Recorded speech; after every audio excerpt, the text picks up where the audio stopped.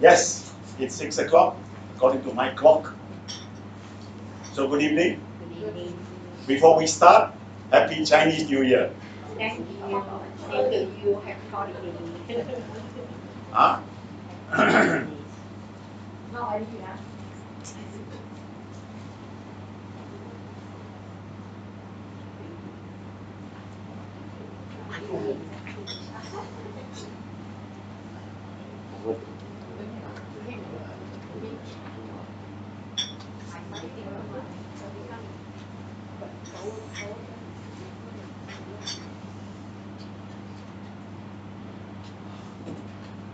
Where your people are? Where? Stranded.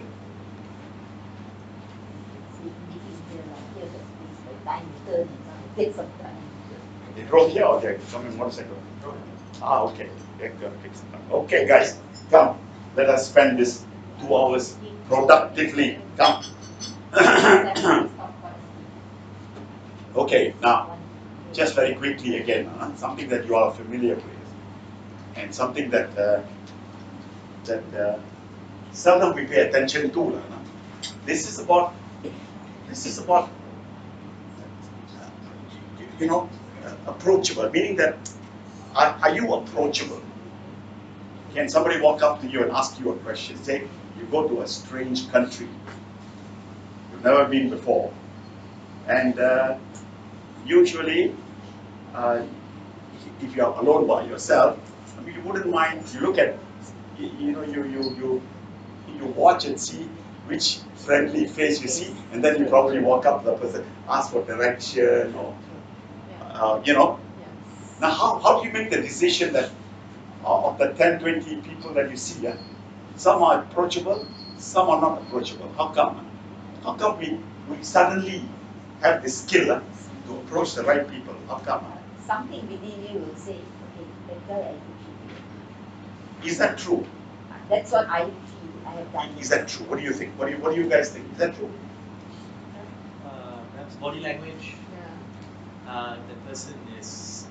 Now you're talking about the other person, huh? Yeah. She's talking about herself, huh? Herself, yeah. Okay, so the person looks open to be, is receptive. Okay. Pleasant looking. Huh? Pleasant looking. Better looking. Pleasant look. Yeah. So you're talking. You see that there are two things that you must understand. You see, understand this, okay? This is one person, okay? This is the other person, okay? Okay? Two individuals. What makes you approach the other person? According to him, the pleasantness of the person, the way he appears, probably the way he dressed. You're looking at the other person. And then you approach and ask. Out of the 20 or 30 people there in a street, you look and then suddenly you zoom in and say, well, that's the person I'll approach. You make the decision. Of course, you look at your other people's personality, whatever it is, okay? Is that how you make a decision? To approach and ask somebody, will you please direct me here, or ask something? Why do we do it? And why not approach the other person who's looking grumpy, and why don't you want to approach the person? Why? Why? It'll become an unpleasant scene. So who the hell are you to ask me? What do you think I'm a policeman? You want a reaction, a comfortable reaction from the other person, because you're asking something and you expect the other person to respond to you, right? Suppose the person said, I don't know. Why are you asking me? How would you feel? Okay. Yes. What else you feel? Angry? Upset? Right. So my question to you all is, how come you can go to a strange country, you ask for direction, or you want to know where to go to, and you can actually stop a stranger and ask the stranger, would you please help me? Among a group of people, you can select that person. So how come at that point in time, suddenly you know who to approach. At other time, do you do that? See, what I'm getting at is here. So actually, it is an inbuilt skill about who to approach to. Is that right? It is inbuilt, right? It is inbuilt inside us to recognize who to approach or who not to approach. Is that correct? Is my answer correct? Let me turn it around. Let me turn. So therefore, I must make an assumption. As a human being, you yourself know what behavior you should be for people to approach you. Is that correct? Is it yes or no? Yes. Yeah. You should, isn't it? If you know at the time of difficulty which person I can approach, so I will assume therefore that in your own behavior, you will always be approachable. So why talk about the subject? Is that correct or not? So since you know you have to appear in a certain way for people to approach you, so I can assume therefore it is a human skill you should know it. Why do you have to learn about it? Why do you even bother to learn? Because it's a natural skill. Yes or no? You think about it for a moment, okay? Is it a skill to be learned? No, isn't it? No need to learn what? Because in situation when you are in difficulty, you know who to approach. Am I making any sense? Am I making any sense or not? So how come suddenly we have this skill, and then when it comes to people that we work with or people that we are with, we suddenly lose the skill? How come? Why do you have to relearn it again? Why should somebody write a book or teach building relationship with a team? Because this is a human skill. If you need help, you know who to ask. You won't ask somebody who appears like like that or what the hell you want. You know not to approach, and you know the right person to approach. So, in consequence of what you know, your own behavior should be such that at any one time, your behavior should be such that people can approach you. Is that correct? Yes. Is my assumption correct or not? Yes. But yet, in the workplace, in relationship, in every area, we need to work very hard for this. We really have to work very hard. True or not? Is it true or not true? Isn't it? So, where have we failed? Where have we failed? Where have we failed?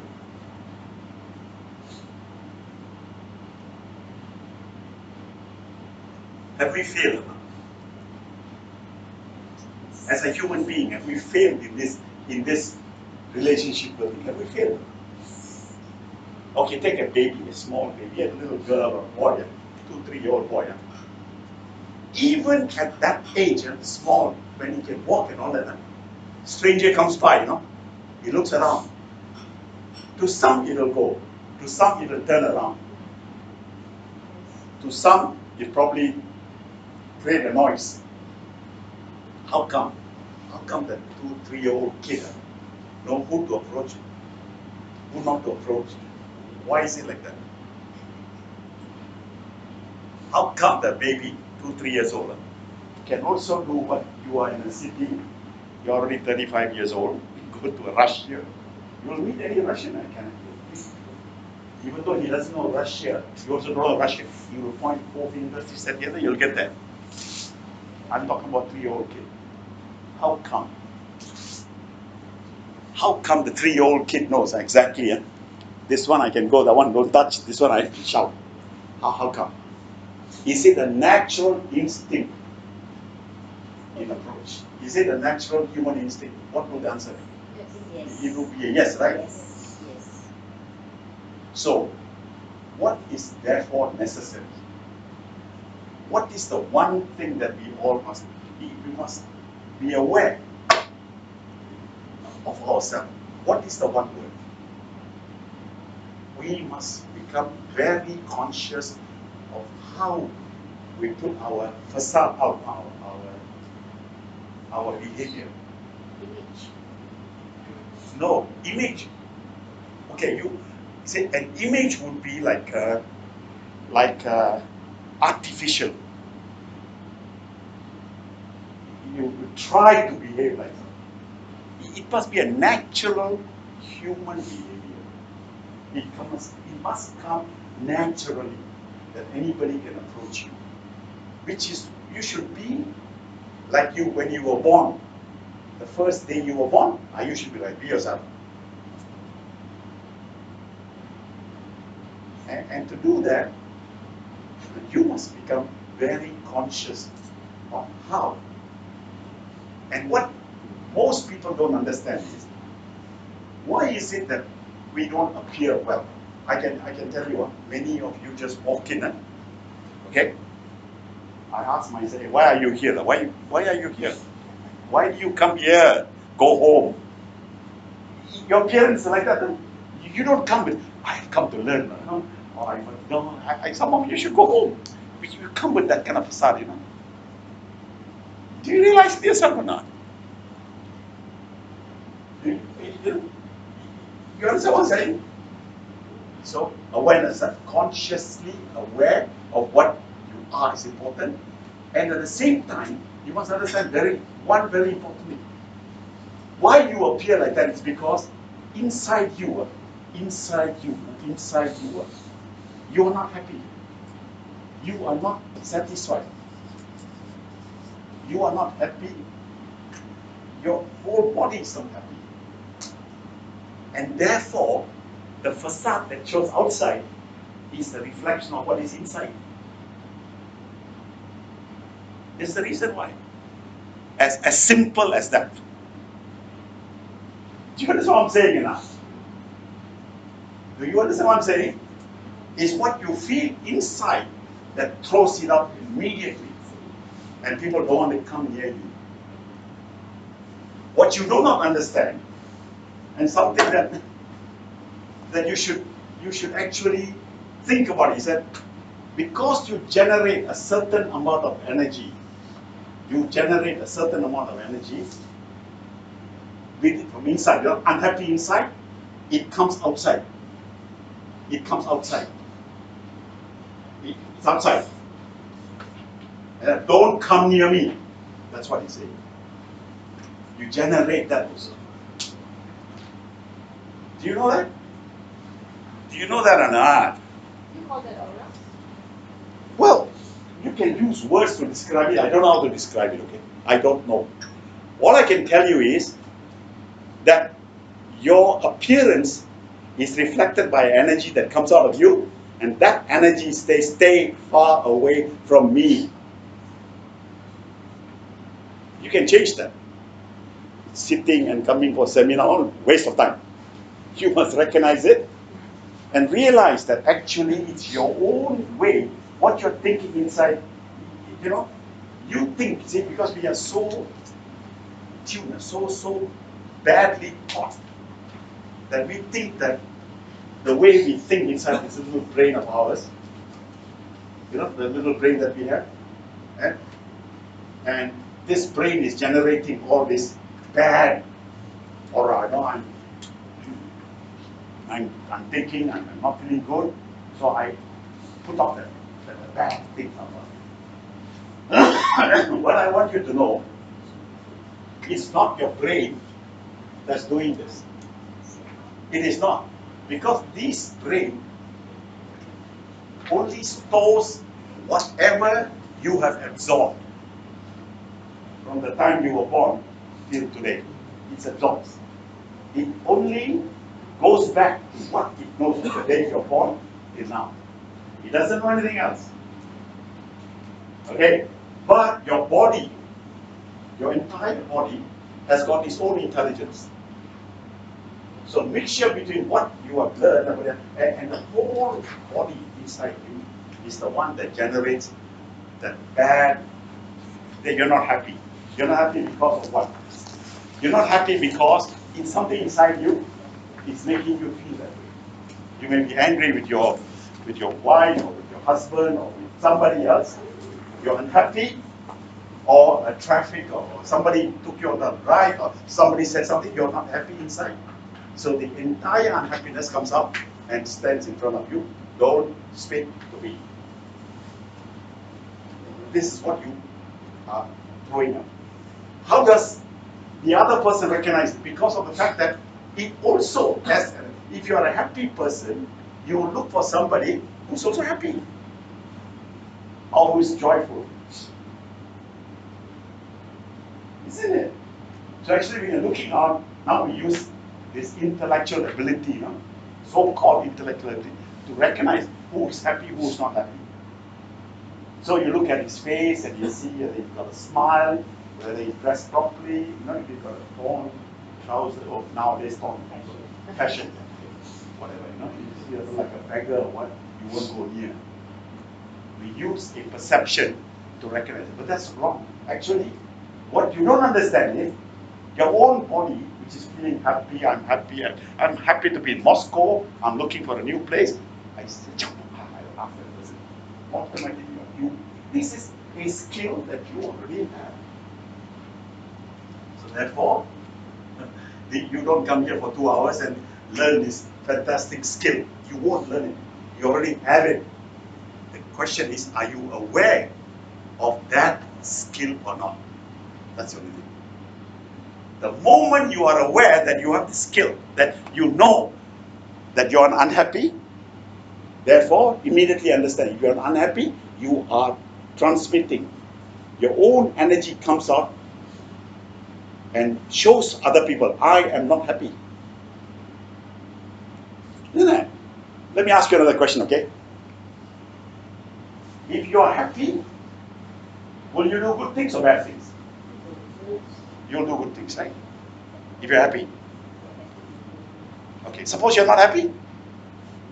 What will you do? Will you do bad things or not? Of course. Okay, you won't go and kill somebody, no?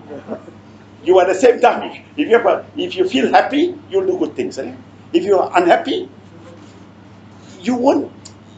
Even if you do it, the work that you do will not be good, no? Correct or not?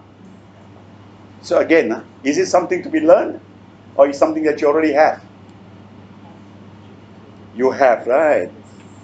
You have it, right? So all I ask you is, become a little conscious. Okay? The one country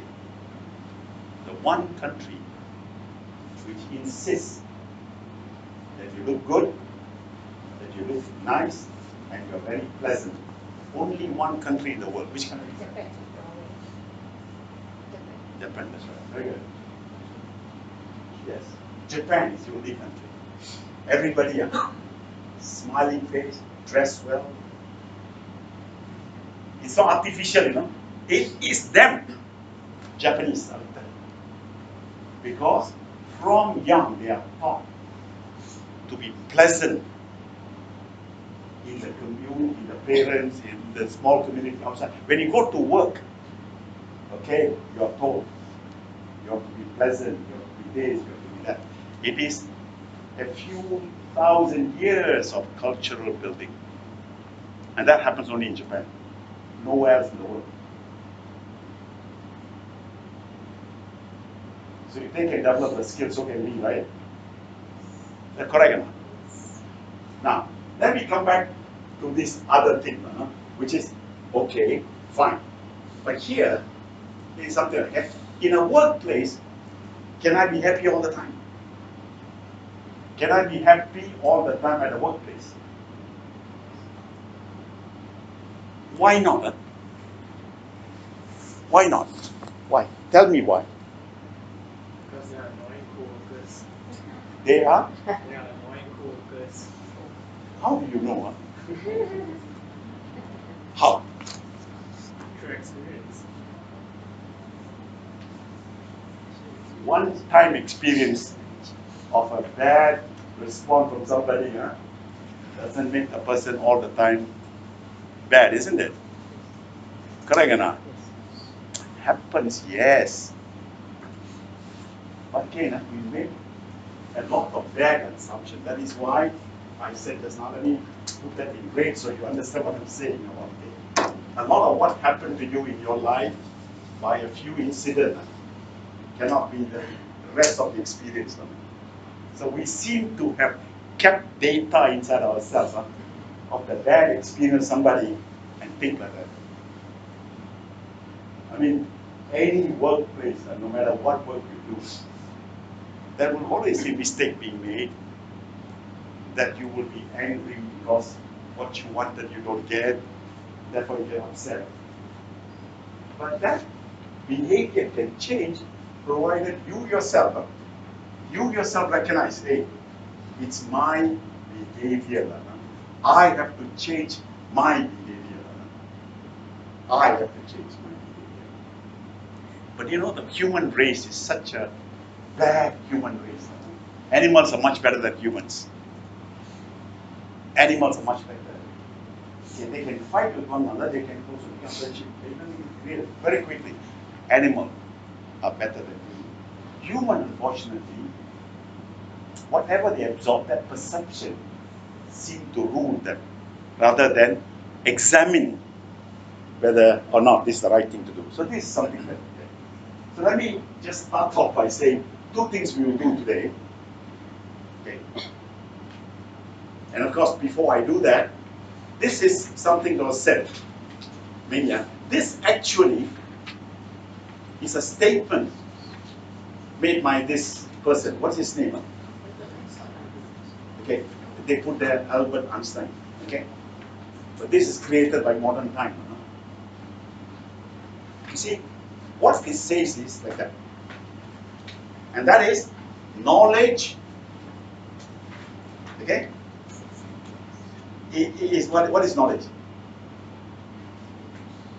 What is knowledge? Experience, right? Knowledge is what? So the only source of knowledge is experience. Okay? Let me say this to you, guys.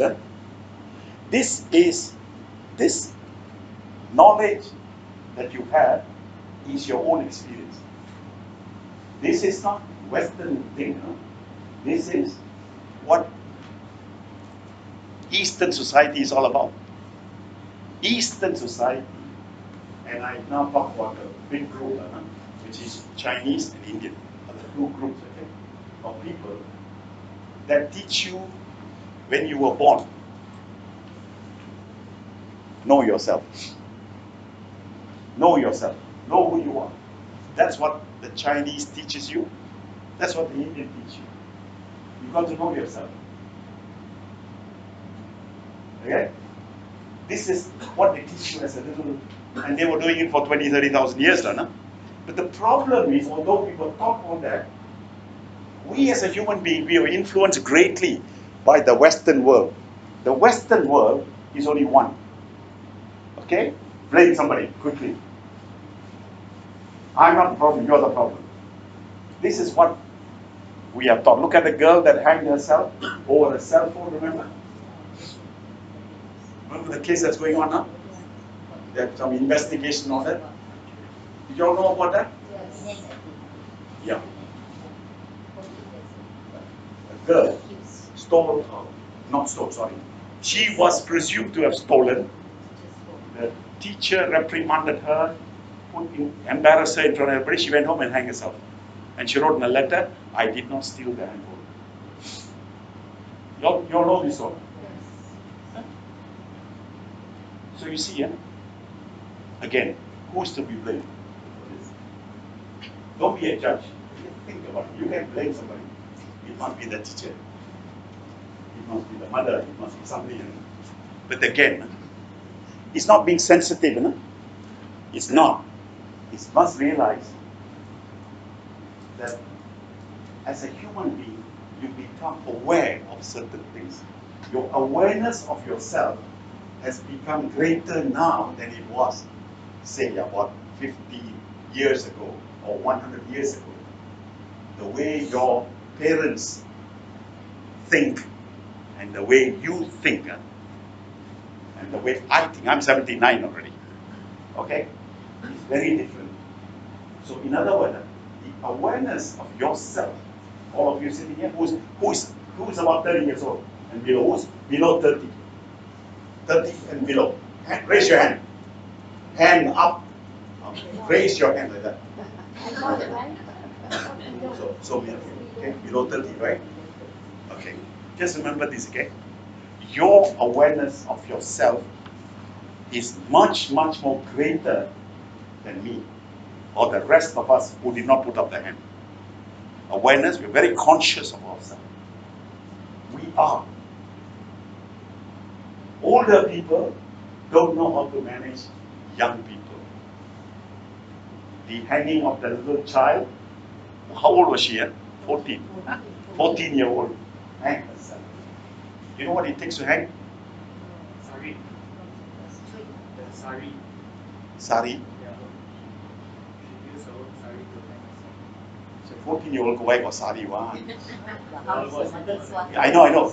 But I'm asking, do you know how difficult it is to take your own life? You know how difficult it is?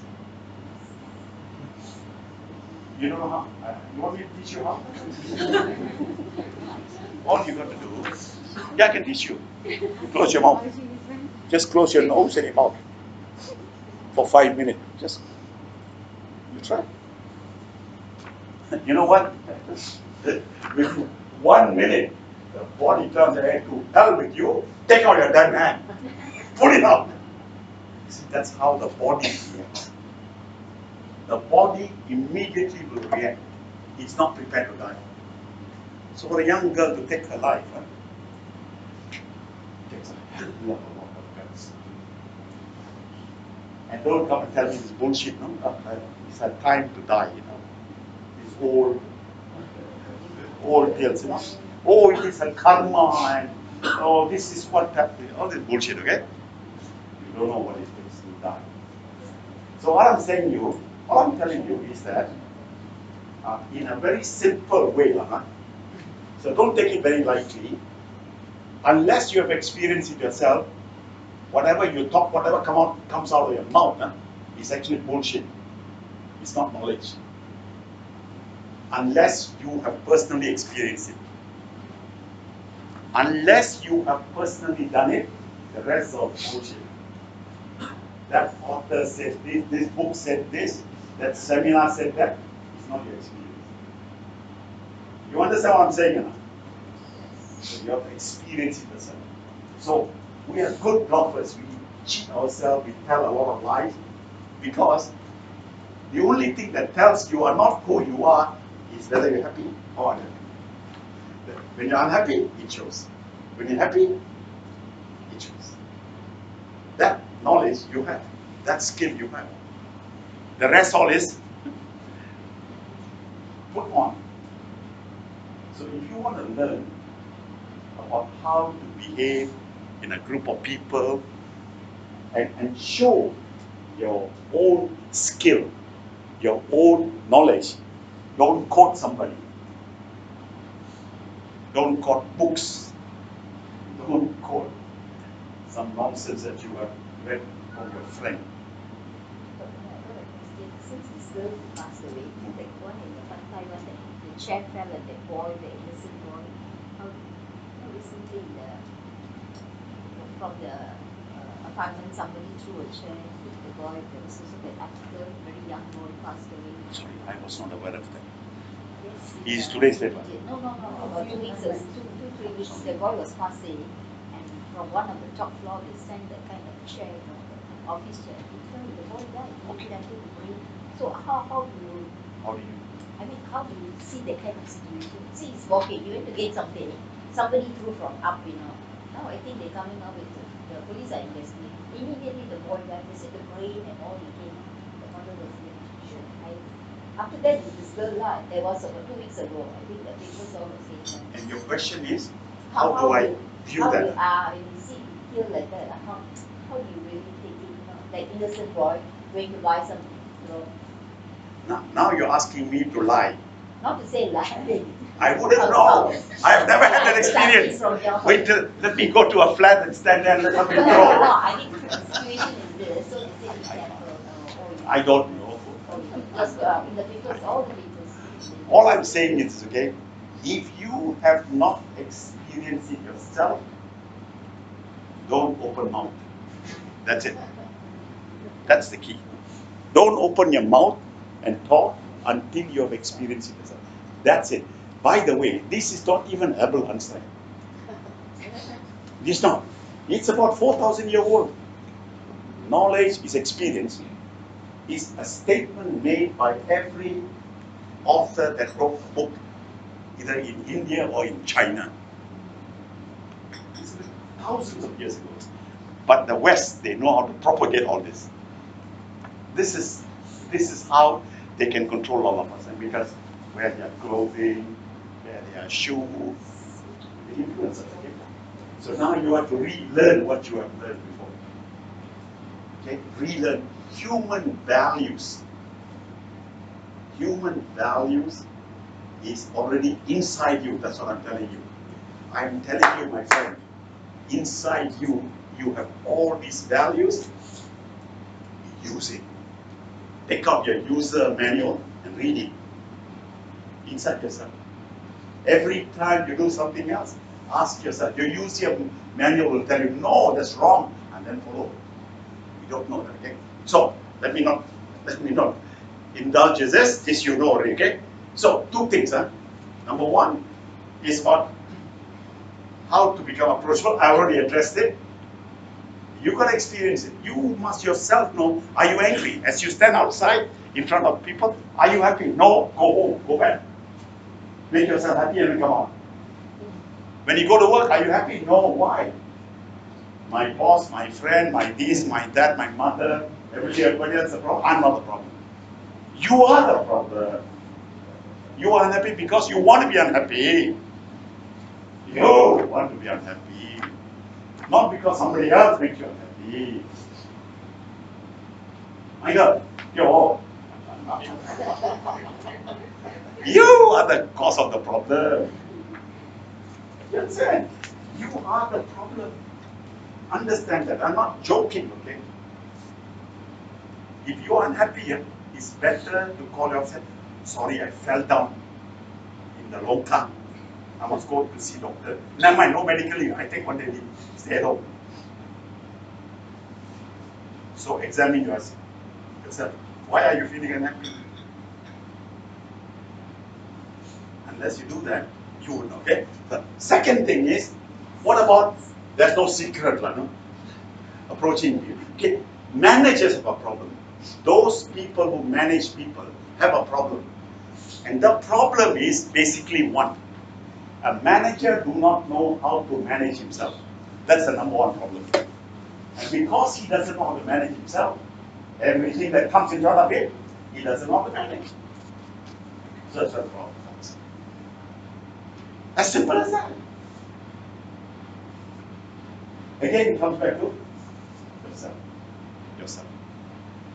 That's what it is, okay? Nobody else is to be blamed. You yourself. If I take it one step further into even a big government or a company, an organization, or a whole country as a matter, people are unhappy because of themselves. If you are happy, okay, then you know how to manage yourself. Even in situations which are very difficult. The key is, are you happy what you're doing? Or you are always comparing. Always comparing. Why she get more money than me? Why he get more money than me? Why they have this? You're comparing yourself into areas you are not even familiar. Right? Isn't that? Isn't it true or not? Because you compare yourself with somebody. Stop it.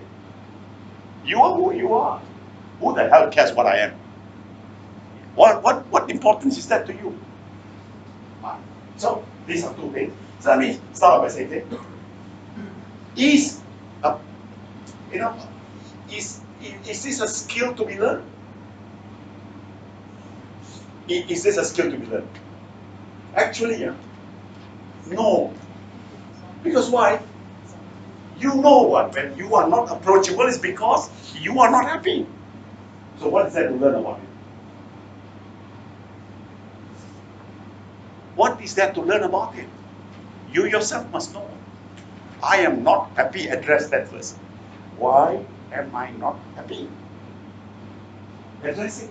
Then they'll be okay with it. Do I make it simple or not? Do I make it simple or not? Is it simple or not? You think about it, okay? How many of you are in the selling business? Selling business. How many of you are in selling? Raise your hand. High in your hand. Okay. Okay. You know, when you go and see a customer, if you're not happy, you can't even sell. Yes or not? Yes or not? Only when you're happy, then only you can sell. Correct or not? If you're happy, you show all the happiness and all that. Even though there's rejection, you will handle it. Correct? So it's the case. Everything else should be simple. If you're working in an office, you put out this long face, no? Grumpy, long face. You know, you don't have to have a long face, no? The way you look at the people, don't talk to him, man. He's in bad mood. Man. Is that right? Yes or not? You are angry because somebody has not done the work or that has been delivered, but you are the problem, not the person. Why you are the problem? Because the instruction you gave for the work to be done may not have been understood by the other person. And this is an inherent problem. Very, very inherent. Okay? Our ability to communicate is a major problem. Talking to one another is the #1 problem. Why is it like that? Because when I talk to someone, okay, let me say this to you. When I talk to someone, okay, I as a person talk to someone. Okay? I am talking from what I know. Is that correct? Is that correct or not? This will be what I know, right? Is that correct or not? So my understanding of what I am telling you, I'm familiar. It happens to me only this morning also. When Celine, my personal assistant, she came to the house, we were talking, she rattled off. For 6-7 minutes, she rattled off completely. No? So I just listened. And then after I said, just sit down. Now, listen to her, Celine. You see, you have given me a lot of information. So all that information you're giving me is the way you have done it. Okay? I don't understand even one word of what you said. So let's start back again, slowly. It's okay? Then I said, explain to me as if I'm an idiot. I've never met you before. Then she started explaining. Then I understood the whole story. What does that mean? She assumes that when she says something to me, I already am in the same loop, you know. So this is the problem, see? What I know is not the same as what the other person knows. There's some seat here, you can sit here too. Don't be shy, come out. You are as old as me, come on, please. So, see, what I know is not necessarily the same as what the other person knows. I want you to understand that, okay? In this area, okay?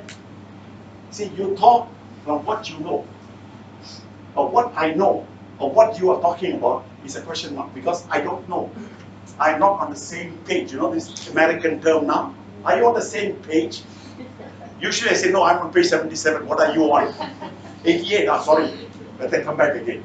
Meaning that what you know is what you know. What I don't know is a lot.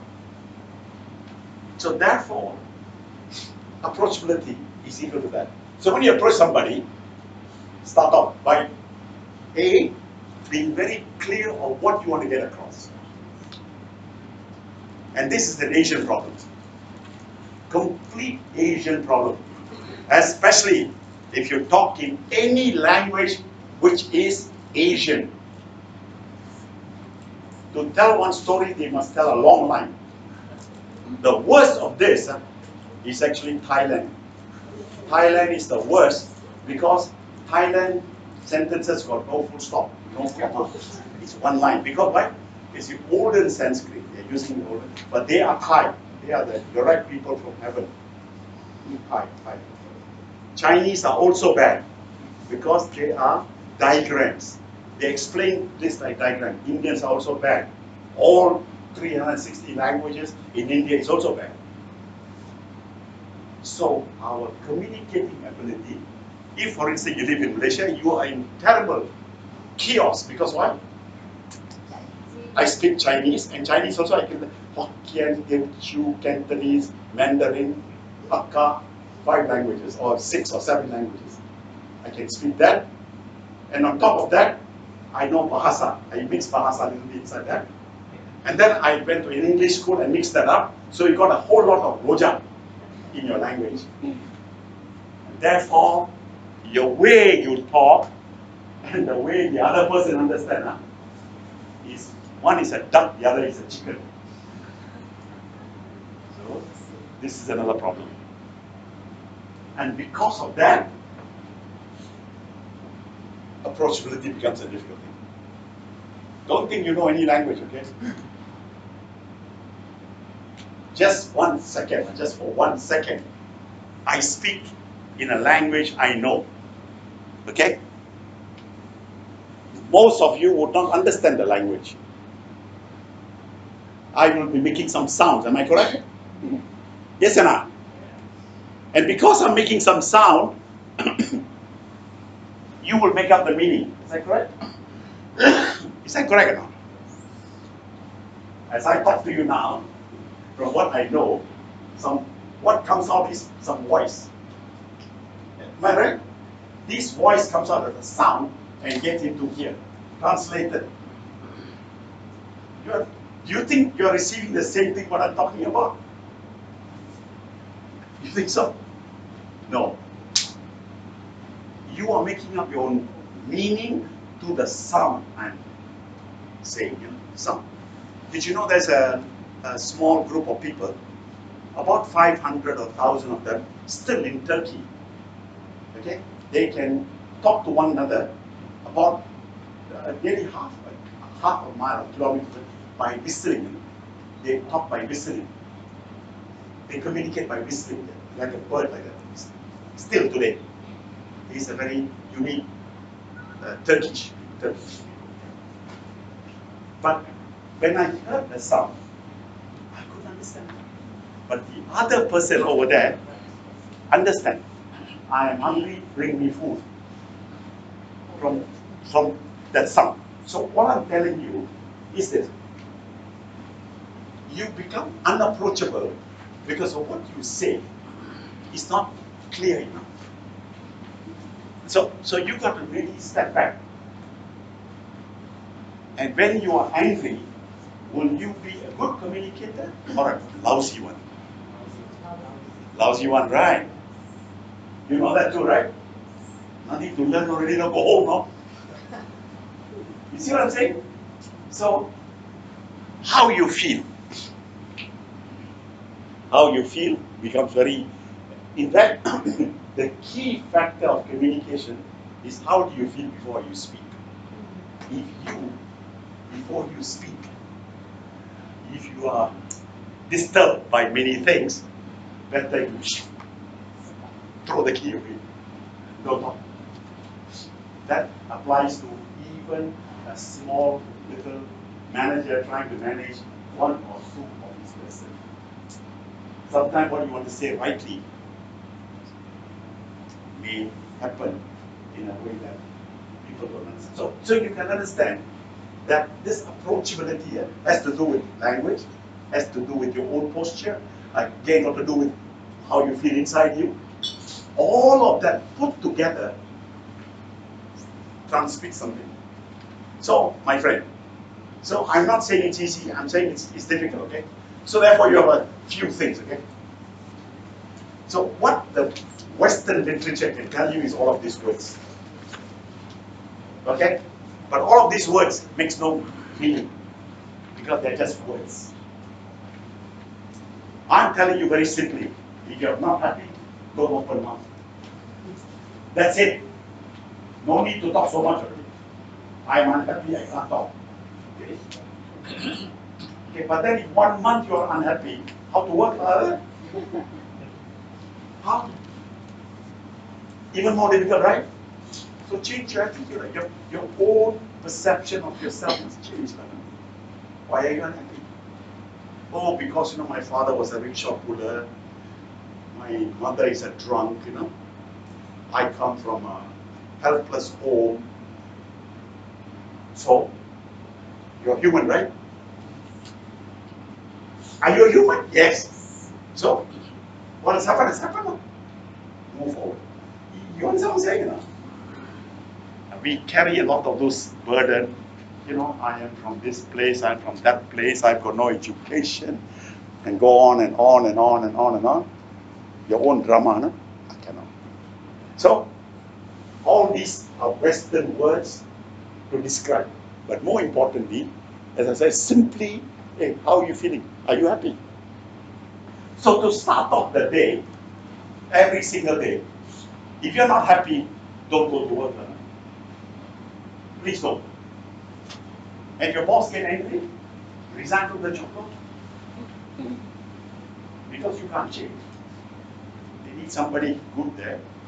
So one of you will let you go, or you shift one the other. So you must ask yourself, why are you not happy every day? Why? What's causing you to be unhappy? Right or not? Yeah, but because you want to watch this, all these damn stupid thing that comes up on television from 11 o'clock to 2 o'clock, You want to watch and then you go to bed, not enough sleep. So the next morning you'll be happy. So what do you want? Yes or not? Most people are unhappy because why? They spend too much time doing some nonsensical things. And then nowadays you have this smartphone, right? Okay? Compulsive behavior addiction. Compulsive addiction working pool. Because what's that? Something else. Messenger, all sorts of things, right? Facebook and all that. It's compulsive. It helps people to be even more compulsive. People have lost their thinking ability. I'm not anti-mobile, I'm not. I'm just saying this is a compulsive behavior device. If I were you, okay, I would use it with a lot of thinking. When to on it, when to shut it down, when not to let email disturb you, and so on and so on. I can go on. All of this approach has to do that. Again, my friend, you see, we are creating problems for ourselves. Managers, how many managers do I have here? Can I have a raise of hands? People who manage people, very good. 1, 2, 3, 4, okay, very good. 5, okay, very good. Now, if you are a manager, you better learn this simple skill. I want to talk to my staff. I better shut down my telephone, shut my email down, everything. And then I want to talk to the person. Move out from your chair, from your table, to a place which is comfortable for both parties. That's all. And this is also a simple thing. That's not a very difficult thing. And that is that you can never ever talk to your staff. You can never ever talk to someone reporting to you if you sit in a table like this. This is me. And then you always sit in a big chair, you know. And then you have somebody here sitting in a small chair. This is me. How to talk? How to talk? But this is the start. This is what the West told you to do. This is Western education, of course. Mahal, Goni, table, big table, the bigger chair. Of course, our political leaders also has adopted all of this. They don't know how to come down and do the same. We don't know how to sit in the same table, same chair. Okay? Same. I can't sit on the same chair. I must have a bigger table to show who's the boss. This is the problem. This kind of approachability is a major problem. Okay? So what's alternative? Okay, you will ask me. You can have this. It's okay. Makes you feel good. Okay, no issue. Go get yourself small little mahjong table, round one. It only costs what, 75 ringgit. One table. The flexible, the wooden one. IKEA. Go put IKEA. 75 ringgit. Okay. Round table like that. Put chair, same chair. 4 chair. You can sit there. Be a little uncomfortable. I mean, don't buy this kind of expensive chair. IKEA got $45. You can get 4. It's not 4, 1. Okay? So when you want to talk, get down from there, come here, sit down and talk. Do people feel comfortable to talk? Is that difficult? Is that difficult or not? No. My boss had a bigger chair, I got to get a bigger chair. Yeah, this part of approachability becomes a problem. You understand? You guys understand? Okay? The table, the chair, the way you sit, the way you talk, all that is part of it. So all I'm saying to you is, hey, you can be approachable, and you can approach anybody. Okay, even a person who looks like want to beat you up, if you just smile and say good morning, and be pleasant in your approach, sir, good morning. What will the other person do? They're going to shoot me on you. They're going to say, no, isn't it? He said, oh, yes, good morning. Even though he's angry, okay? Thank God. Approachability is about that. And this is, you see, all these are acting, all these are actors, okay? These are not true. These are actors. They take pictures, they sell these pictures, okay? This is not real. They went to Hollywood for training. But because the Western media is so good at putting up all this hocus pocus bullshit, and every Asian out of the 7.3 billion human beings, okay, about 6 billion people believe all this nonsense that comes out from television. I must add Bollywood into this also, but now do acting. But that's not real. They are to make you feel good. And this is a fact, okay? In 1940, until 1940, Hollywood did not exist. You know, you guys know that. There was only documentary only. They only produced documentary. In 1914, up to 1914, documentary only. The only people who did this wayang kulit or this drama thing are the Indians. In fact, the drama institution is about 20,000 years old in India. They actually, in a village, they will get people, they will do all kinds of drama, not to make people feel good. Entertainment. You call it entertainment? This is Indian. The Chinese also have that, which is also some 20,000 years old, you know. as an entertainment. Okay. 1914, they were showing in New York documentary. The war, how many bomb, how many people killed. When this was happening in 1914, a particular director produced a film. And this film was take people away from this, make them feel good, an illusion of what life, giving a different picture.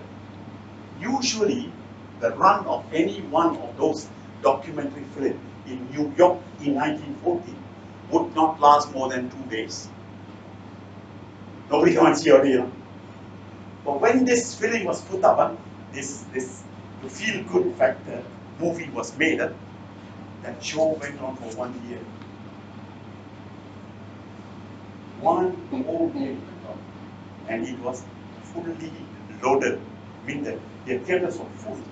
It is when then they realized, actually, you should stop showing documentary and show all this not true picture.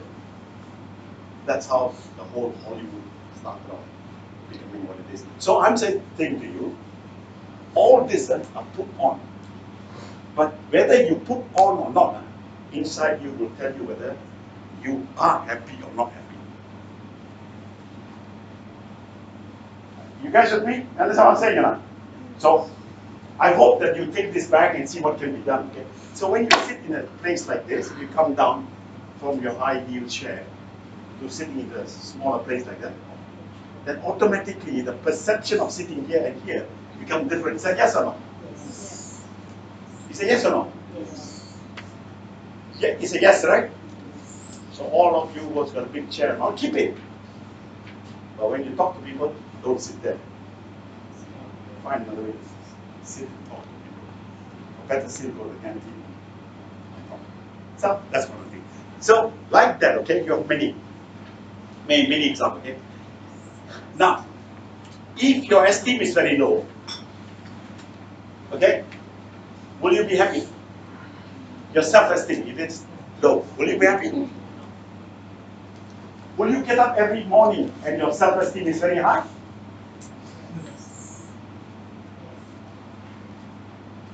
But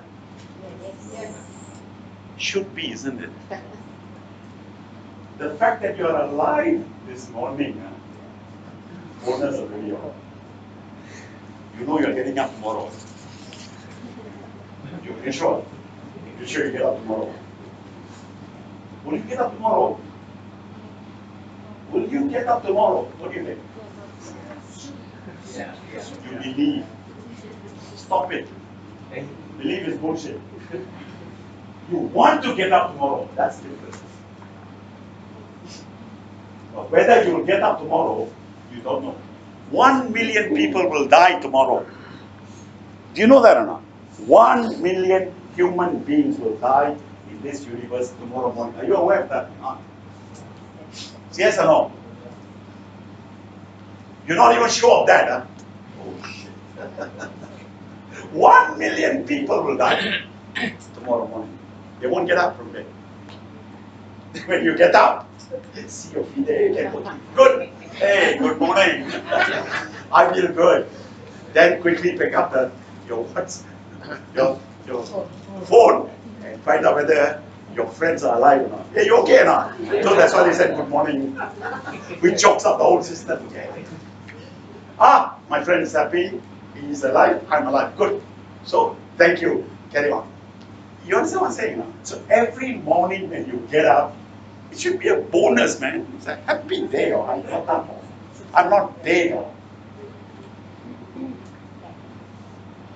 Oh, but Venga, I owe money. I have not paid my house bill. My car informed not paid. And you know what? She's been chasing me money. And so on and so on. The book created the problem. Somebody created the problem for you. You created yourself, right? So, again, I'm telling you this, okay? Self-esteem between low and high, okay, deals with one thing called health. See, the middle portion is health. If you want to be a healthy person, to live a healthy life, your self-esteem better change. Can I come every morning to your house and change your self-esteem? Is that possible? Why? Why? It must be within yourself, exactly. No one can change your self-esteem. You need to change the self-esteem yourself. Correct, man? It's you. You understand what I'm saying, huh? So again, huh? So you see that? But what you don't understand, and importantly enough, is that your health is tied up to high and low esteem. But you don't understand. Because when you feel sick, number one, your system is breaking down. It could be an infection as an example. Even though you have a bacterial infection, but if you tell yourself, I'm feeling good, I can go to work, you know, it's the way you think about it, the health, this will tilt.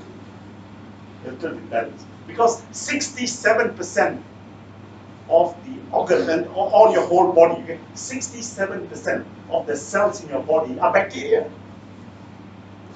You're not talking about the other cells, they're just talking about the bacteria cells that you carry in your damn body. You're not even a human, you're a bacteria. It's 67%. This is science. This is not bullshit. You carry that amount of bacteria, but they are good bacteria, working in harmony. Unless they're very happy, they won't fall sick. And you feel good. It's up to you. Isn't it? So no magic about it. Okay? So like that, a lot of people don't understand this. See, if once I recognize my self-esteem is good, I feel good. I can behave better. So then you go next one. So naturally, everything else will happen. I'm approachable, people can come and see me, okay? But a couple of few things. See, you must understand. You must understand this, okay? When you, if I stand in front of him and stare into his eyes, you get nervous, correct? But if you stand and look at me like that, I also will get nervous, right? It's not a question of whether I lose or win. But the fact is that that kind of eye contact, all that, it's something that you learn what to do, what not to do. No? You see? Okay, the Asians are good at this, in the sense that you are taught from young. Okay, you're taught from young as an Asian, as an Indian, as a Chinese, you're taught that from young. How to behave. You know, before you eat, how to ask all the elders, have you eaten? Okay? And those of you women who have children or bringing up children or going to have children, we have forgotten how to teach them how to behave.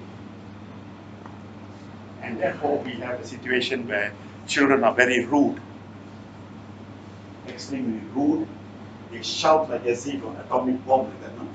Have you ever traveled in a plane and somebody next to you has got a 4-year-old kid and then she or he is shouting, you know, as if the plane was going to hell, you know? Have you ever said like that? Have you? You have, right? I have yesterday. Last night. But you know what? I don't blame the kid. I don't blame the kid. Yeah, the way they have brought up their children. And if you have 5 children, you are about 32 years old, you have 5 children. Oh, good luck to you then. Good luck to you. You understand what I'm saying, you know? So we have forgotten all of that. So part of the problem, okay? And also, I tell you something else, okay? I find it amazing. I find it amazing that when you walk in an airport, you know, how many accidents can happen. They are sticking on to their damn bloody idiotic and doing this and walking. And people are in a hurry, you know. Some people are missing a flight, they're late to flight, what. They have no consideration for anybody else except themselves. I'm sure all of you are part of the problem. You are. You're the problem. Hey guys, you want to use the phone, stop on the corner. Okay? Every ting-tong will open, take a look at it, and then you're blindfolded. And especially those older people who have reached 70 and above. Don't try to use a phone and walk down the step. Next thing I see you in the cemetery, you break your knee and your hip and what have you. All this foolish behavior. In fact, you can see it in cars. Putting the car and doing a WhatsApp while driving. And you know the hazard you cause? Yes. All those accidents that happen in buses, in trucks and all that is because of this. Then of course, this energy drink, which then they put in a bit of things to stimulate them, that's part of the problem. Nowadays, you don't buy drugs anymore. You buy sachet, the grounded powder. You just pour it into your energy drink and drink it, and then you feel good. Oh. You understand what I'm saying? Who's to be blamed? You want to drive 18 hours a day, right? Hey, carry on. So, think about this. This okay? See? Again, this is a concept of body language, which again is very much in Western literature, you find it again. But in Eastern culture, you're already told. You are taught at home. I was taught that this skill, but I understand now, reading quite a bit of it, and talking to people, they tell me that in Eastern culture, that is the Chinese, Indians, or the group of people, they actually teach you how to sit, how to do like this, and the way to behave, standing up, sitting down, eating your food, whatever you want. You're taught all of this. You don't need a body language book to tell you that if you are like that, that means I feel good about you. No need. No need. So all I'm saying to you is that, hey, whatever you've been taught, you think a little carefully and say how you can make it better for yourself. Okay? And don't just read a book and copy it, because what? The book is written by somebody who has got his experience. You don't have his experience. Book can't teach you anything. And you can't quote some author this and author that. That is somebody else saying, you must experience it. That's why I put up the first slide. Okay? Again, there are 4 things here, okay? Which you can go back and read it, okay? Several things that you do, like, in today's world, it is acceptable. When I talk to you, I do this. It's acceptable. I won't accept that. Not because I'm 79 years old. It's not because that. It's because you come talk to me. I'm just straight. You're talking to me. Yeah, sure. When you have finished, talk to me. Otherwise, shall we meet another time? Straight. I tell my own granddaughter or my grandson the same thing. You come to my house, this is my house. There's no rule in this place.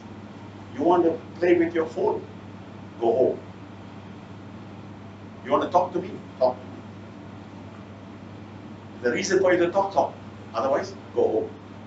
You want to come and eat here? Yeah, every Sunday you can come and eat, no problem. You go home. You guys, I'm not strict. I'm telling you, if you want to talk to me, you want to watch television, talk to me. I got no time for that. You understand? Western movies nowadays are introducing a little, like a bread basket, They go around collecting handfuls and leave it on. So have you seen this? Western movies are that way. I'm told that this is very common. Is that right? Yes or not? In the office, there's a study done in Western world. Okay, that's why they put a stop. And that is, they found out that at least in the working time, 1 hour and 15 minutes was spent on the personal handphone. That's why when you work for a Western company, a Western world, you cannot bring in your personal handphone. After you bring it, it must be switched off. If it rains during office hours, then you'll be given a warning. And then you'll be asked to leave. You get a second warning, you better leave. So how can someone contact me? They can contact you through the operator. The operator will announce it on the whole office. 5,000 people working there paged you. Venga, you have a phone call from your girlfriend. Her name is Sally. Or something like that, okay? They embarrass you that way. And then they tell you, you want to make an emergency call? There's public phone there. See? 50 of them. You go to the public phone every now and then, they also tell you it's why you should leave. But we are not that kind of behavior. And here you can bring children to the office, they can run around and break a few things and you accept it. Ah, Sunita? Yeah, we can accept it, right? Yeah, I did a seminar once in a company recently. Okay? And the seminar was from 9 to 1 o'clock. And there was a woman who brought her 2 children and all that. They were running around. So I never in my life have experienced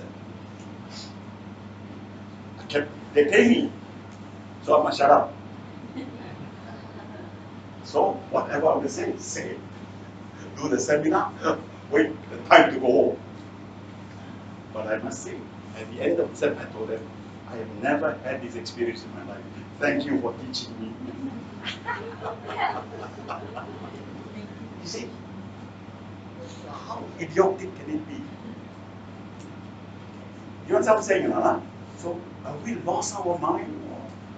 You see, we don't know between working place and office and home. We cannot differentiate. Or is it because who cares? You understand?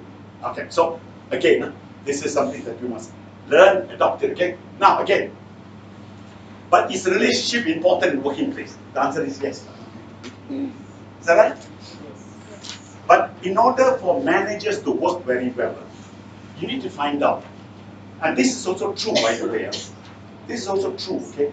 Because we go to the office, say around about, well, most of us will leave about 7, we leave the house, we take an hour drive, we arrive at 8 o'clock, then you probably leave the place about 5, 6 o'clock. Sorry? What that? 5, 6 o'clock? So what's that? From 8 to 5, how much? 10 hours? Right? 10, 11 hours? Yes or no? 8 to 9 hours. Ah. Huh? 8 to 9 hours. You think so, huh? 9 to 10 hours. You take that amount of time. And then also, hey, let's go for a drink. And what happens? So we actually are spending a lot of time at the workplace and not at home.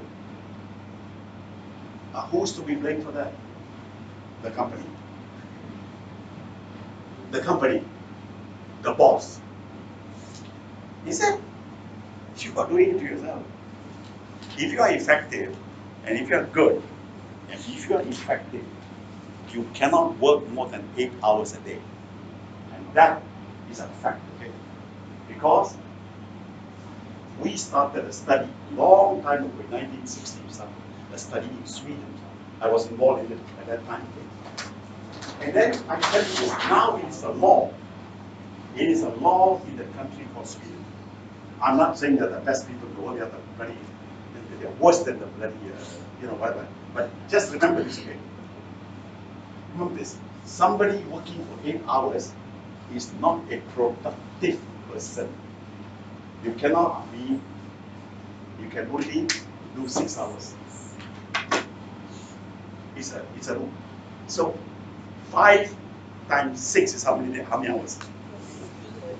A week.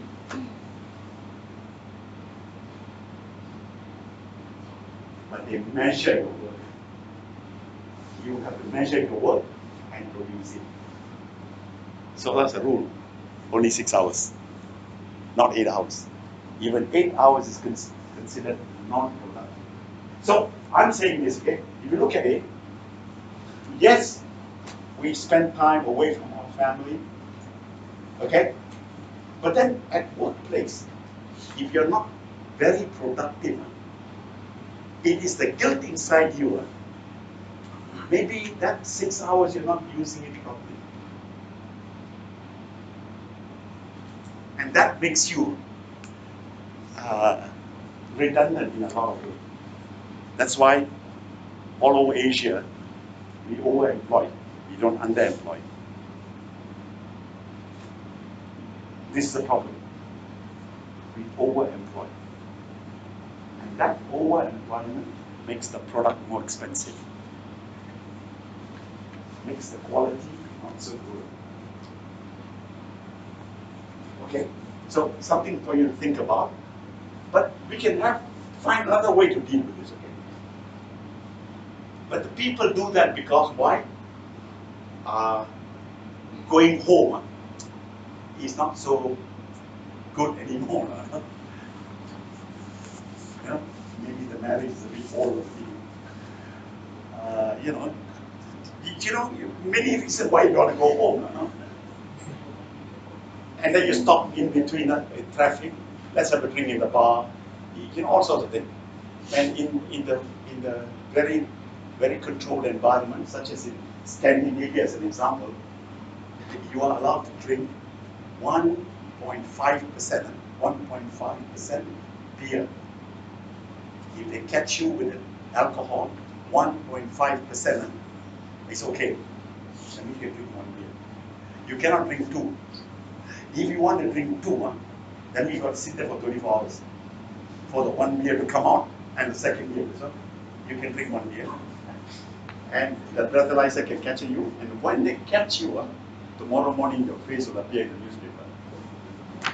So and so has been terminated from his job because alcohol content is 1.7% in the blood. Done, finished.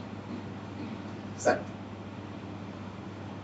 Okay, we also got a lot of breathalyzer tests, right? In our country, you give 1,000, they will let you go. They won't do that. You understand what I'm saying? So, okay, that's something. Okay? So again, see, again, building up, okay? See, the key word is here, we must recognize people and respect them. When I look upon you as a male, as a female, as an Indian, a Chinese, a Malay, or some bloody, I don't know from where, I have a problem. All of us must learn this again. I have no problem. I have no issue. From young, I brought myself up to understand that there's no difference between women and men. For me, there's no difference. I can deal with the woman the way I deal with the man. It's no issue at all for me. Okay? They have different organs, doesn't even come into play. Secondly, I don't care what color, creed, race, I don't care. So, and because of that, I speak one language, English. Although I can speak many other languages, I only speak English as a common language. Even this morning I had to explain why I do what I do. Okay, last night, before I came back, I was at a place giving a talk to people, and it's the same thing. I have no issue. So the question is this, okay? But I must pay respect to the individual. You are here. Did you pay any money to come here? Boys, did you all pay any money to come here? Did you all pay any money to come here? No. You're free, right? Yes. Am I respecting you all? Yes. Am I respectful? Yes. You drink my coffee too, no? I pay for it, huh? You see, I must be respectful. The fact that you take the time to come to understand, to learn, I do it for free. I'm not doing it for yesterday, no? 32 years I'm doing this. I'm doing it. My friend here, when he was 25 years old, he came. He used to work for Cycle and Garage. 25, when he was 25, he's now 47 years old. He's come. Like that, I have many people who have been around. You know what? I must respect you, you must respect me. You will only respect me if I respect you. Isn't it? It's a simple human courtesy. Isn't it? If I raise my voice and command you, I am disrespecting you. Simple as that. I am not a laborer. Even a laborer also must have some dignity. Oh, but it's acceptable in my community in India and China and all that. When you go back to the community, you behave like that.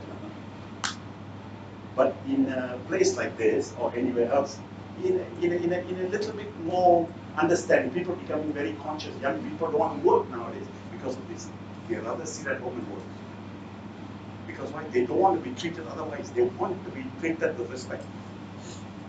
Which we elderly people like me, old people like me, do not know how to deal with these young people.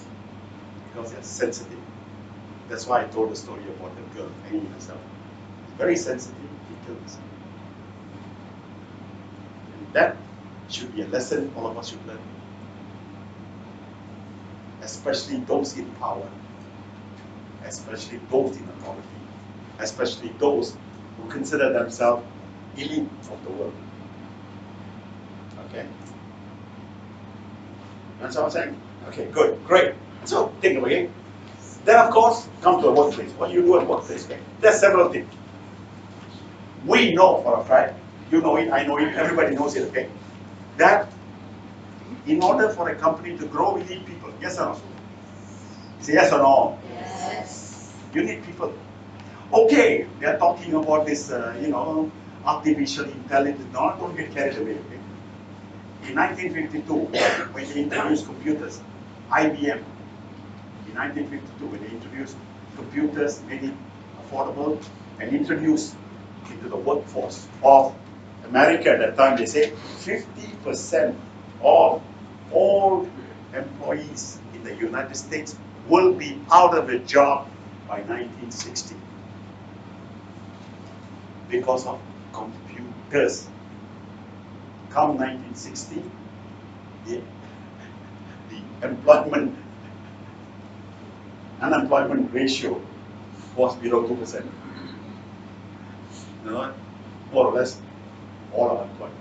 Today, in the year 2018, is there an employment problem anywhere in the world? Is there an employment problem anywhere in the world? Yes? Yes? Do you have an employment problem? Are there countries in which I got no job? What are they? But you say, I only can work this kind of job. Then your choice, you see. But there is employment. Is that right? 100% employment. Is that right or not? Artificial intelligence cannot replace humans. It can do certain things, yes. But that artificial intelligence is different. Yesterday they launched a satellite, right? Remember? The one to the Mars? Elon Musk, he's the one who launched it, the fastest. Okay, he's one of them developing this artificial intelligence. Not only he, many other people are doing it. So, the idea behind it is to do computation of data. Use the data in a proper way. Humans will take a long time to do. Artificial intelligence can do it much better. Okay? You have heard of this famous Watson, IBM Watson. Have you heard of that? It's called a supercomputer. Have you heard of that? It's called Watson. Right. Nowadays, there are computers that can beat Watson.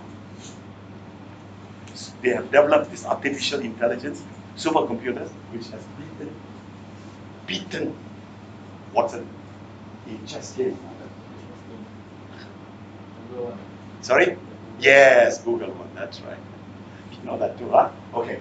See, they have developed better software, better research. So artificial intelligence will not replace us. But what is important is we need humans to work. But the problem of producing more human beings is not because they will have no more job. They can have jobs, that's not the issue. The problem is they're eating up the planet. This planet, okay, the safe population is about 4.5 billion people. Not even 5 billion. But now we have 7.3 billion. Too much. So we got to cut more tree and spoil the river. And, it's not people want to get rich. But because the demand is being great. So demand must come down. So those of you women and those of you men who are not married, think about it. think about it. China policy is very good. Very good. At the right time, okay, you can have two. But even now, people know two, no good. In 2024, about 7 years from now, India population will be the #1 population in the world. Because we are producing people very irresponsibly. You understand? We are producing people very irresponsibly. We do not know what we are doing. So that's a problem. So it's a population, the planet can't take it up. To have the same health system as the United States has in the United States, if every country adopts that, we need 5 planets. We only one.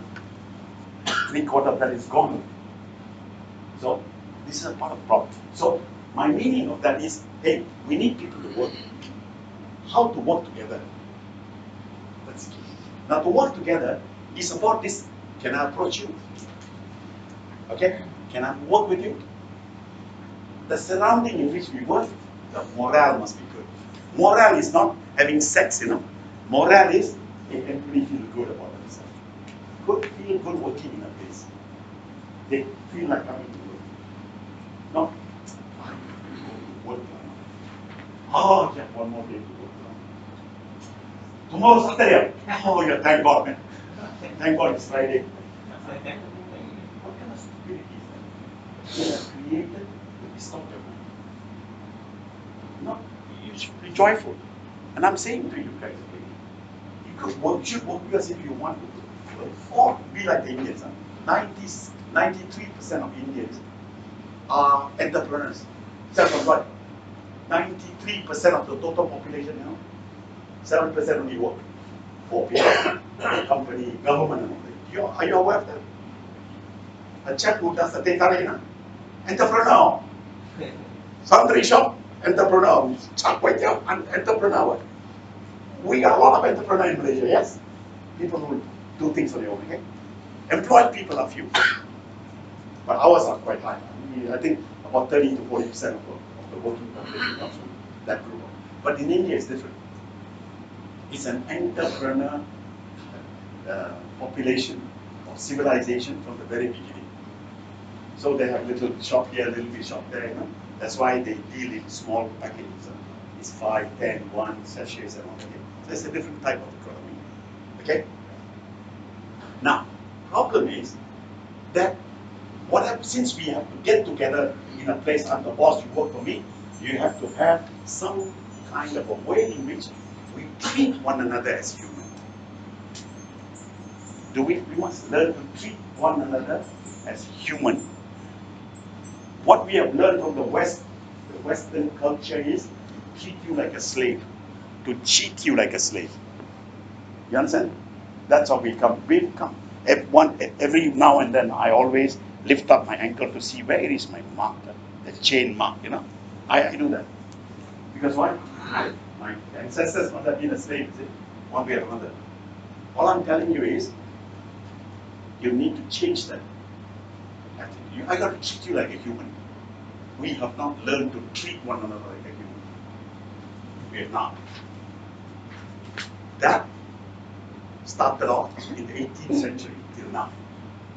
This is a white man's culture. To treat you like a slave, to enslave you. I am the boss, you are the servant. That culture must go away. In reporting, we have a structure. Yeah, I report to you. But you don't have to treat me like a slave. You don't have to treat me like as if I'm a nobody. I'm a human. Just because I collect garbage from your house doesn't make me any less than you. Maybe you got $4, see? I got 4 cents. I only need 4 cents. You $4, you keep. You understand what I'm saying, Money doesn't make you who you are. That, unfortunately, is the culture in Malaysia. Who has more money, we bow down to the whole rights. Because of money. Money is now paper. When you die, you can't even take 1 cent with you. So treat one another as human. Human. H-U-M-A-N. Human. Yes, my guys. Don't treat people as animals. They are not to wag their tail and lick your mouth, you know. No. So that's it. That's what I mean by moral. Okay, that. Okay, again, this is something, okay? See now, people do not know how to compliment one another. Compliment, meaning, hey, thank you, lah, no? Nice, lah, no? Make you feel good, lah, no? We know how to shout. Is that necessary? Human. Always say, oh, I'm awake today. Good. Happy. I'm a human. Go out there, human. Not Chinese, Malay, Indian, European, no? You are the best human. Are you the best human? Are you the best human or not? I'm a human. So it doesn't care. I don't care what other people think about me. I don't. And that is a fact. I don't. I don't care what people think about me. You must also come out like that. Okay? You mustn't care for what people think about you. What you think about yourself is important. Are you good? Are you this? And that's something. Eh? Practice it. Okay, about that. See, again, two simple words, Dana. Please, thank you. It seemed to be, I give you an example. Yesterday, I was in a city.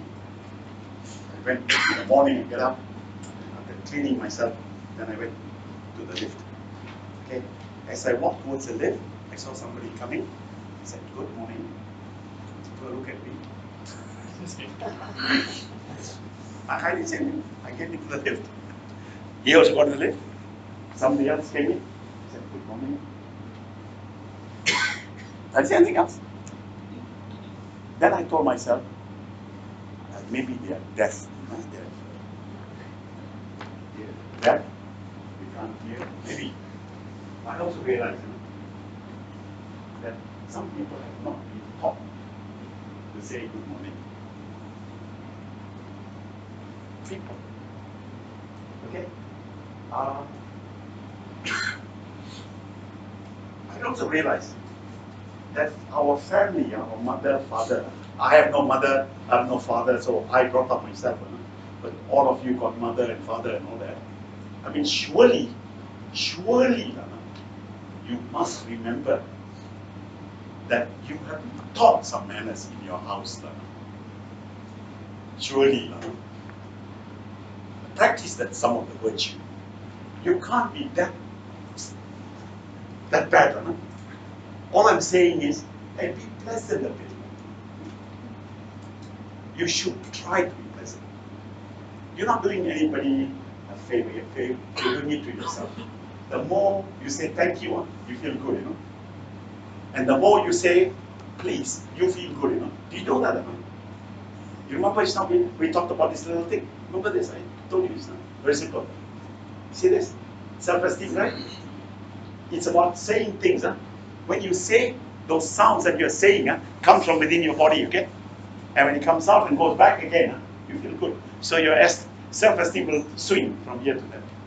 So it's how you build yourself, and not behave in a way that makes it bad. Okay.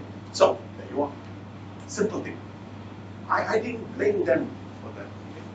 I didn't blame them. But it's just that I tell myself that maybe I should actually run a class and tell people how to say please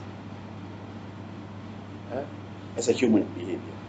All that is supposed to develop you to be better. That's what I think, okay? Again, okay? At the workplace, okay? At the workplace is important. When people don't work together, and all companies have this problem, okay? And they quickly go and find one trainer and do some teamwork. Oh, bullshit. It's a waste of money and time. You know that for a fact, okay?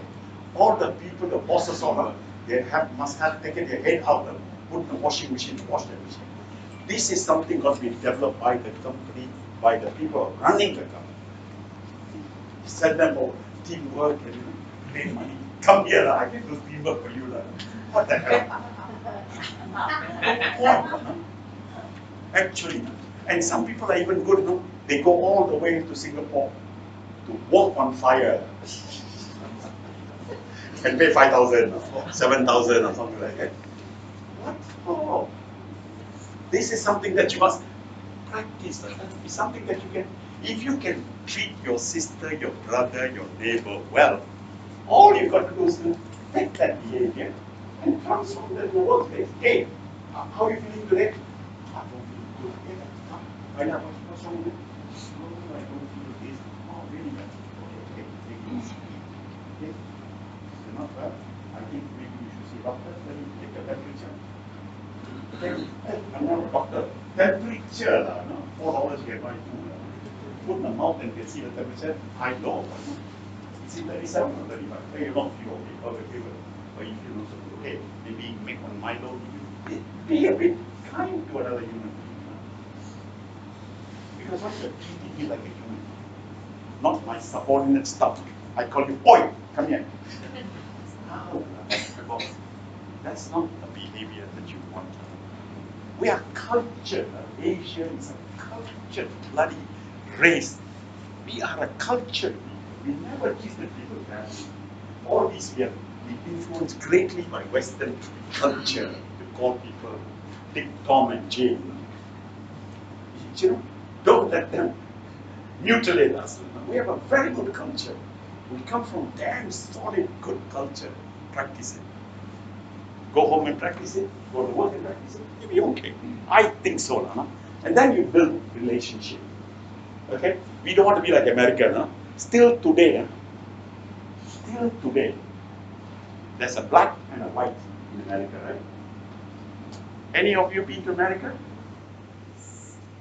Have you all been to America? Were you treated like you were treated in Malaysia? No, isn't it? You want to vomit blood, right?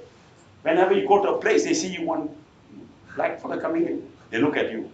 The waiter come and serve you. What do you want? No, this is America.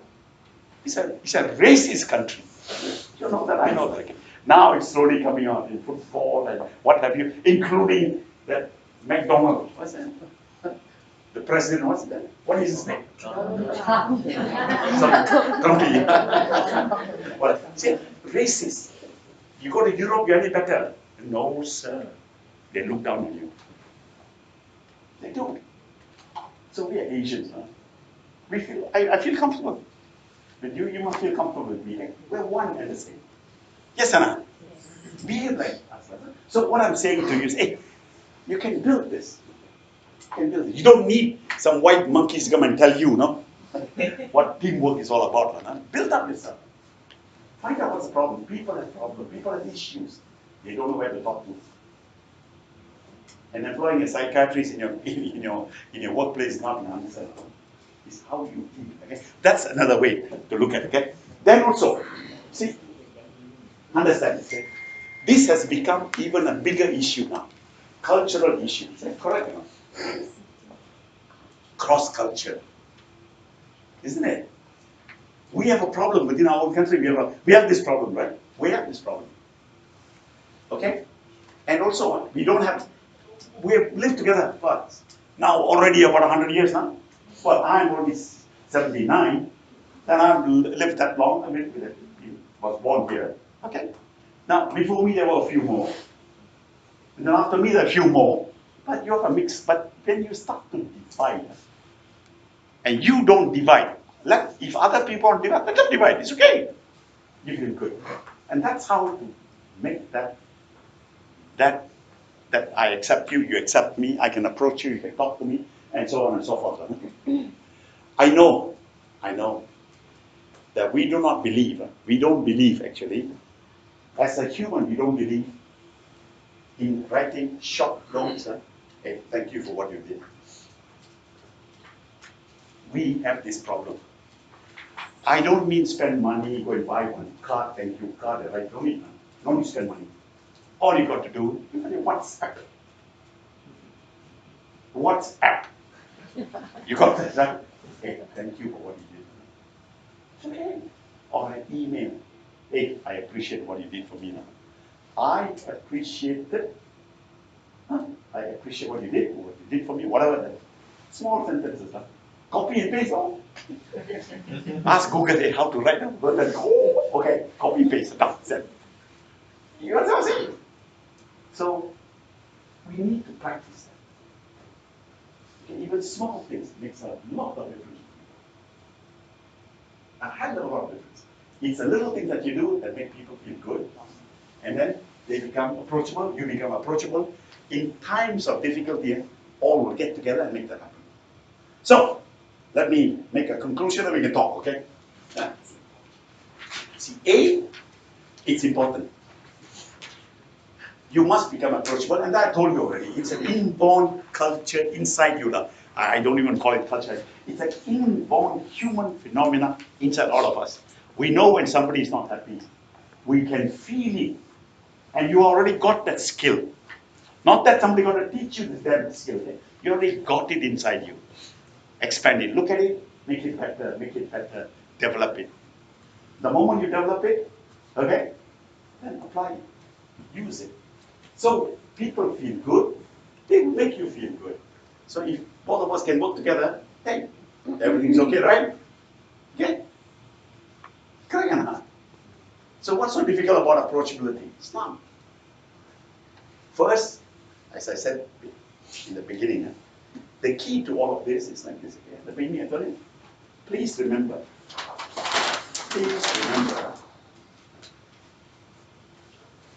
our brain is so little, okay?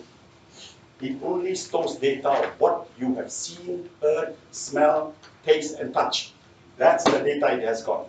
It's got nothing to do with anything else about your whole body and creation, all the rubbish. It's not that.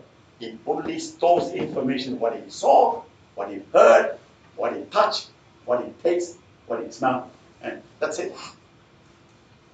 All other data about you is stored in your body. Your whole body is a machine by itself. It is a very clever thing. It's extremely clever.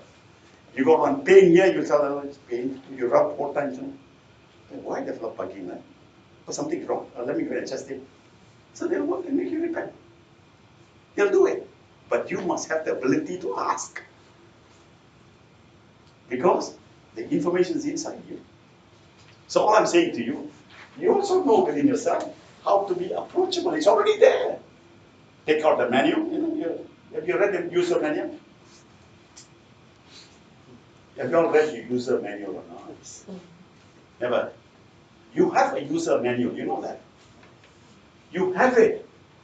What's your user manual? The one tells you, don't do it. You call that conscience or some rubbish, no? You use some big words, no? I'm telling you the user manual. It tells you, don't do it. It tells you. But you don't want to listen, you override. You educated in England or we don't go to sympathy, okay? So make that happen, okay? Okay, come, question time. You got exactly 15 minutes. Yes? While it's easy to say that you've got to be, those natured people, we cannot dismiss the fact that when we work in an organization, we do have people that we have problems to approach. For instance, bosses or leaders. So, to that kind of people, what would be your advice to handle those kind of people? Okay. You want to deal with people who have come from a very old school, especially those who need respect, those whose position are very important to them, so they use their position to be respected, and they want to behave big and all that. You got to deal with that. Okay? Now, the thing is like that. First of all, every human, regardless of his title and regardless of who he is here, has always got some weakness. They have. Okay? They also have their strength. Okay? Now, if you want to use the person to climb your own ladder of success, then you will fail. Whatever it is, you have to approach him to resolve a solution. So the issue must be very clear. It's nothing to do with, I'm not gaining anything from it. You are not gaining anything from it. The group will gain, or the organization will. That must be established very first. And then you approach it in a very clear-minded, clearly telling the person. The problem is sometimes, the higher they are out of touch with human behavior at the lower level. So most of them do not know what they are doing. Most of them don't understand. Especially when you have somebody who's thinking, like that example of the girl hanging herself. Okay? She must be a very intelligent person. See, but you're dealing with somebody who's a teacher, whose mentality is so bloody low. The fact that that girl is an Indian girl, already stigma, Indian steel, okay? So and so on. So you have this kind of people sitting at the top. And I meet a few of them, as you know very well. Deal with them straight. Never ever bend yourself or say to that, although you are not responsible, say, I'm sorry. Don't. If you have made a mistake, it's okay. Do not make yourself, don't be arrogant. At the same time, they need to be respected. Okay? The respect also has to be done in such a way that it doesn't, you don't feel that I have to do something. I mean, the fact that he has got a position, okay? Don't respect the person, respect the position. Okay? Because he's the authority. He's sitting in authority. He doesn't have to behave, doesn't know how to behave as that position. It's okay, it's his funeral. He is losing it, I don't. I'll come there, I'll present you something, I'll give it to you. And you know what? If he takes the credit away from you, give it to him. It's okay. Never ever be shy to give credit to other people. Only small-minded people want credit for themselves. And therefore, they hold back. Hey, it's free. Sometimes these people lose their respect because of their behavior. So what you got to do is to find a way to give them the respect back. They need that, not by saying good morning every day to them, but at certain point in time, you need to address their presence. It's a skill you must learn. By experience, you will learn that again. That's why you find young people don't want to work for people. Yes, I know what you're talking about, especially in your environment. They're like that. You see, for instance, since you're in the profession, medical profession, okay, it's like this. Many doctors think they are the only one who know what the problem is. And you and I know that 50% of the time, all doctors make the wrong diagnosis. We know that for a fact. Statistically, we know that. 50% of the time, they make mistake in the diagnosis. You know that. Okay? But they're gung-ho, you know. I am right. Okay? You know what? You must be very careful. Because all doctors make mistake and there's always the cover-up. Especially in a country like Malaysia. There's always a cover-up. But you know what? Those days are numbered already. There are a lot of lawyers who have no work to do. Yes. A lot of lawyers got no work to do. They are digging. Of course, the profession called them ambulance chaser. But they're doing the right thing. A couple of fellas get sued, they lose everything, and then they wake up. To say a doctor who's good will tell you, let me do a physical examination. Let me physically examine you. The way he examines you, as you know very well, he will know about 50%. Then he say, I need to confirm whether or not you have a fracture on your T1 or T. I'm not so sure. Indicates to me everything is okay. Maybe slight swollen. Let me tell you, you need to confirm. I need to confirm. Is it okay if I take an X-ray? You understand? They are the good doctors.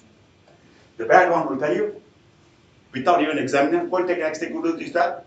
You know, that doctor no need to see you. Thank you very much. I'm going to go faster. Physical examination. That's one example. And they become arrogant because we have always put the doctors at the top level. But that position is slowly falling down. So probably if I'm an engineer. What engineer are you? I'm a technical engineer. Oh, I'm a software engineer. All respect already. I'm an engineer. Oh, you dig the hole. Yeah. mechanical engineer, civil engineer. So in a way, we've reached a stage now where no matter what education you have, hey, you're a human one. See now, slowly, steadily, education has come to a stage where it's becoming equal already. Then the next question that's happening nowadays is experience. What experience do you have? That's what they're looking at. So you may meet people with no experience, and people who have been put there as a chair will always behave like they are the authoritative figure they have, but you know they're not good at it. We have many of them, especially when you go to certain places in the government service to get certain things done. Huh? Okay? So you have that. So in such a situation, you must know how to behave also. You have it. But I'm not saying it doesn't exist, it does exist. But you must deal with it. It depends on the situation, how you deal with it. But always remembering that the moment you get angry or you lose your emotion and then say things that will make the situation even worse. So you yourself must be very prepared. Okay, some other question. Come on, shoot. Nobody has anything? Why? Either I'm very good or you're... Huh? Come on! Do you know the subject I'm talking about? What is the subject? Approachable. You're very good already. Ask me some question and make me feel good. Dr. Venga, Yes. how that, you said the 2 points, being happy and having a good self-esteem, how that can help you to be approachable? Because, Happy and approachable. yeah, because the reason why I'm saying that over and over again is that we, in this modern world today, having been Western educated, we have been told that in order for you to understand anything, in order for you to understand this iPhone, you must break it, rip it apart, tear it apart, look at every component, and say, yes, now I know the phone, but you can't put it back together. This is Western education. Everything needs to be quantified. It must be touched materially, you must measure it. This is a Western way, because why? Their knowledge of thinking was very low. Even today, they're very low. They're very, very low.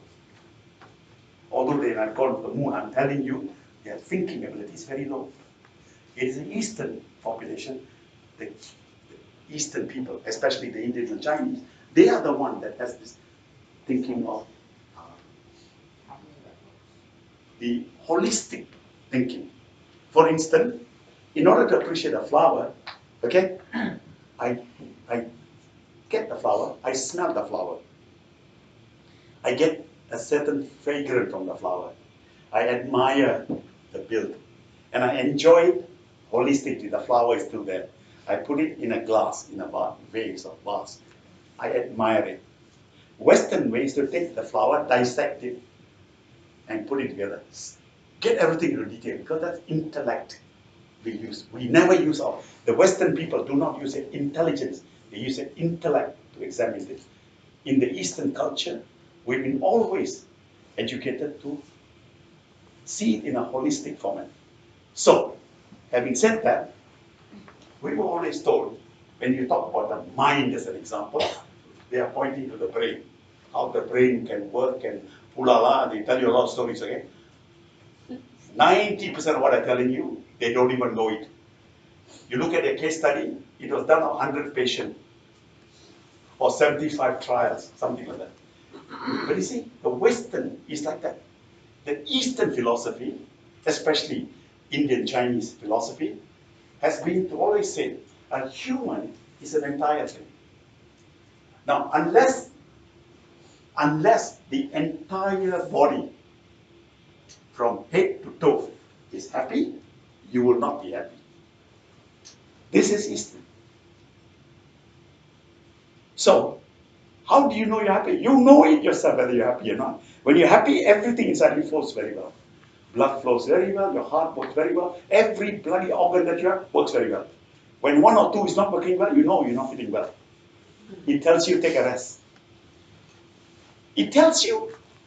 But then you are Western educated, must go to the tablet and the fellow must knock your hand 4 times, give you 4 prescription, make the pharmaceutical company richer, and the hospital must make some money because doctors can make money. We do all this rubbish, not knowing how to listen to our own body. You must listen to your own body.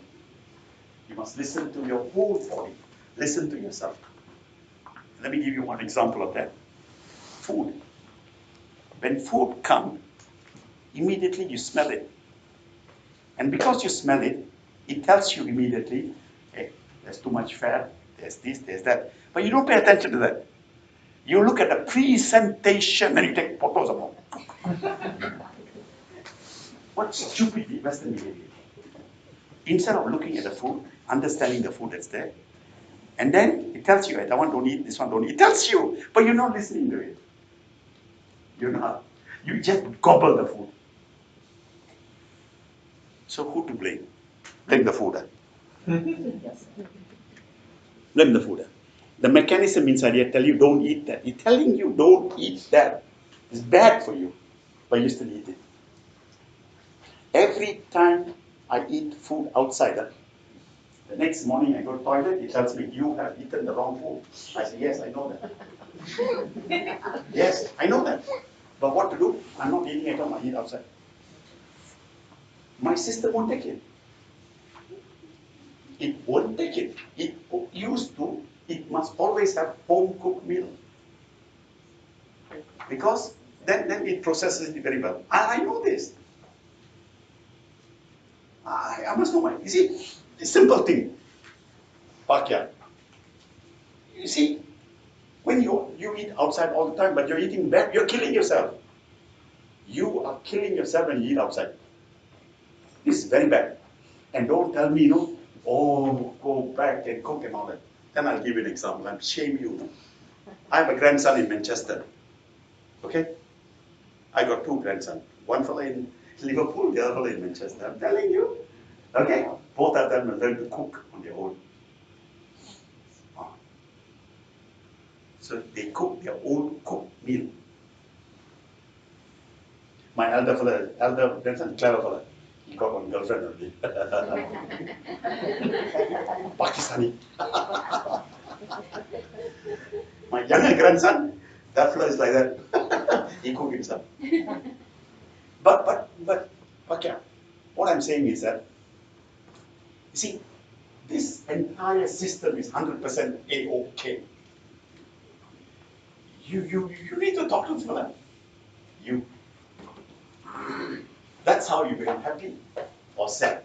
If you are sad, it'll make you happy. If you are happy, it'll probably tell you, hey, you're overdoing it again. You know what's bipolar? You know what's bipolar? Yes. You know what's bipolar, right? You know what's bipolar? You all know what's bipolar? Okay, go and Google. Bipolar is a disorder in all human. I am also bipolar. Everybody is a bipolar. But the scale is from one to the other end, Okay? It is the way our whole system works, okay? Emotions and how you control it, manage it, okay? So the entire system has got a range. So you got to fit the right range, You understand? If somebody calls me Paraya, you think I'll get angry or not? You think I'll get angry or not? Shouldn't, I think. Let them say I'm whatever. asking you whether I should get angry or not, or you shouldn't. No. You're not listening to me. But people used to call me killing quiet. When I was little coming up, Then the man who brought me was a rickshaw puller taught me how between a Chinese and an Indian, there's no difference. And he cut his hand and showed me. Yes, he cut his hand and showed me that between him and me. He said, now you're not a Kelenkia, I am not a Kelenkia. Okay, I am not a Chinese, you're not a Chinese. You are a human, I'm a human. Right. So that's it. Okay. Because what we don't understand is this human system is the biggest, the most sophisticated system we have in this world.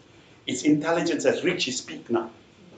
Today, you see a young 7, 8-year-olds, you talk to them. They're exposed to so many things. They're absorbing very, very fast. The problem is we don't know how to deal with them. Okay? Okay, it's 8 o'clock. I won't keep you late. Thank you very much for coming. I hope you understand. Kyong hee ba chai?